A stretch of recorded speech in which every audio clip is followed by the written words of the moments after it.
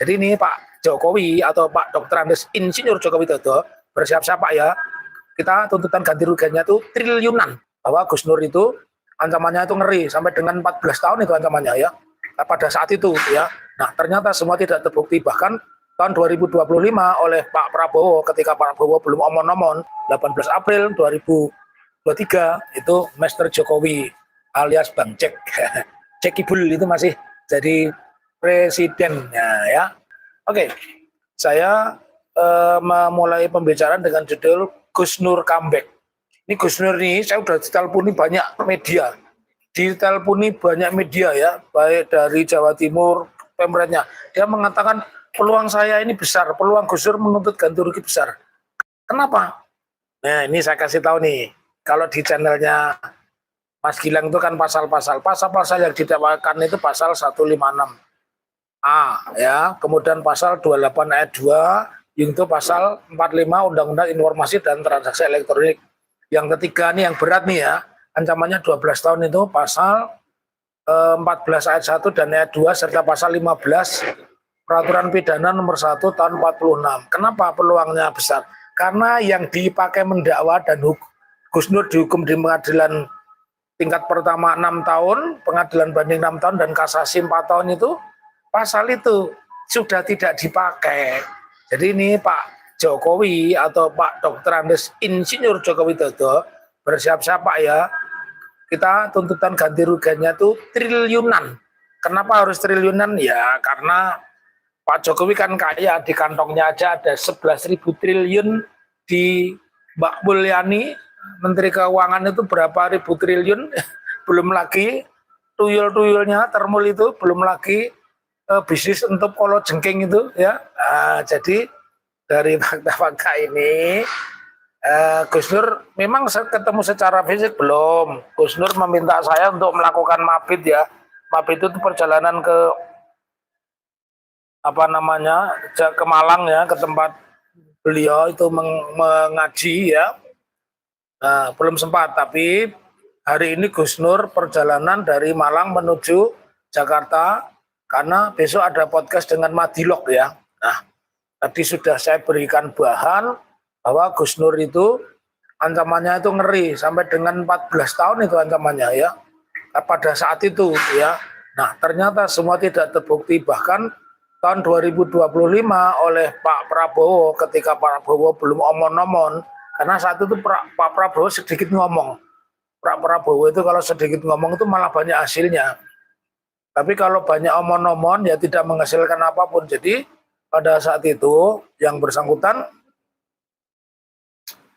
diberikan amnesti ya, di antara 10.001 yang diberikan amnesti, satu-satunya yang diberikan abolisi adalah Tom Lembong ya, 1.000 gitu ya. Nah, kembali tadi pada penjelasan saya bahwa Gus Nur didakwa dengan pasal 156A KUH pidana lama, itu ancamannya 5 tahun. Gus Nur diancam dengan pasal 28 ayat 2 junto pasal 45 Undang-Undang Informasi dan Transaksi Elektronik, dan Gus Nur juga diancam saat itu dengan pidana pasal 14 ayat 1 dan 2 serta pasal 15 Undang-Undang Peraturan Pidana nomor 1 tahun 1946 ya, yang ancamannya itu 10 tahun dan 12 tahun itu 15 tahun begitu. Tapi di dalam persidangan pasalnya dipreteli, tinggal satu pasal aja. Pasalnya pasal 14 ayat 1 dan pasal 14 ayat 2. Jadi dari fakta-fakta ini, kalau kemudian hakim mengabulkan eksepsi dari advokatnya Dr. Tifa yang tergabung dalam TPDT, tim pengacara Dr. Tifa, itu ya wajar-wajar saja gitu lah. Nah, oh ya, tadi ada pertanyaan bagaimana persidangan Dr. Tifa. Sepertinya sudah muncul informasi bahwa jaksa itu menyusun dakwaan baru karena dulu dakwaannya ditolak oleh hakim, jadi dikembalikan, dan ceritanya tanggal 6 Agustus 2026 itu akan ada persidangan lagi ya, dan insya Allah saya akan datang ya. Tapi sebelum itu akan banyak kejutan-kejutan. Cuman kejutan apa ya, saya tidak perlu sampaikan di sini. Tidak semua senjata kami, tidak semua strategi kami, tidak semua alat perang kami itu kami sampaikan di sini. Kalau masih ada yang marah-marah dengan channel saya, suruh mengupas itu ya, saya tidak akan mengupas, sudah selesai ya. Anggap saja dalam bahasa saya itu radio rusak. Ya, radio rusak itu gelombangnya kadang naik, kadang turun, kadang suaranya kadang suaranya ya. Ya kan seperti televisi pada era analog itu loh. Ya kan gambar nyamuknya banyak itu ya. Nah, jadi cerita singkatnya itu. Kenapa peluangnya Gus Nur besar? Karena tadi sudah saya utarakan, pasal-pasal yang dipakai mendakwa itu nggak disertakan, dan yang satu-satunya yang disertakan peraturan pidana nomor 1 tahun 1946, khususnya pasal 14 ayat 1, 14 ayat 2, dan pasal 15 sudah di-drop atau dihapus. Dan pada saat itu kalau Anda tahu, saat itu saya bukan advokatnya Gus Nur, tapi saya sebagai ahli. Saya mengatakan bahwa pasal 14 ayat 1 dan ayat 2 itu sudah tidak punya cantolan saat itu. Kenapa? Karena sudah berlaku peraturan pidana nomor 1 tahun 1946 dan kemudian diundangkan menjadi KUHP tahun 56 ya untuk seluruh Indonesia.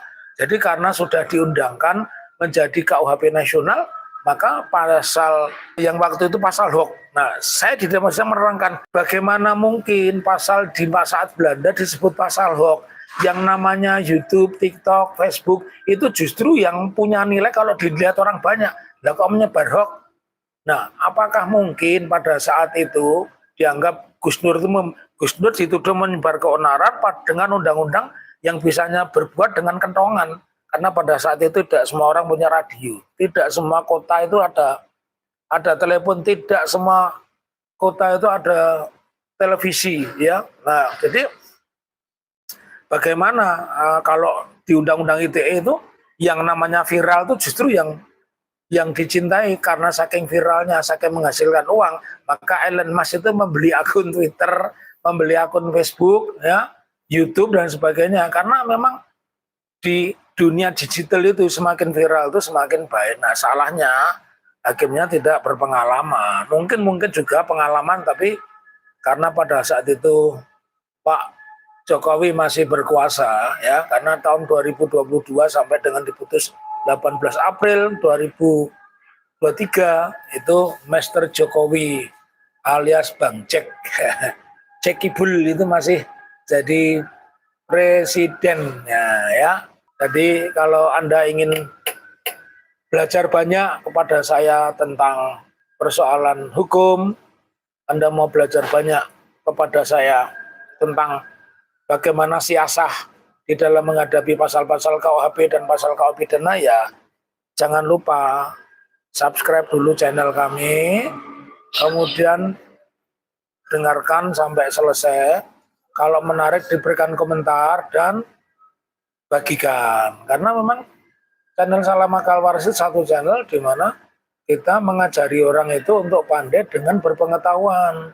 Jadi bukan pandai tapi burung biu. Tapi kalau Anda taruh di depan pintu atau di mana yang setiap orang masuk assalamualaikum, ya dia meneduhkan. Kita ini bukan burung biu ya. Jadi kalian dikaruniai akal yang sehat. Yang sehat itu harus diwaraskan ya, supaya jangan sampai ada debat di televisi itu profesor belum pernah baca bukunya Tifa kok mengatakan sesat. Itu kan profesor underestimate. Itu pasti profesornya beli ya.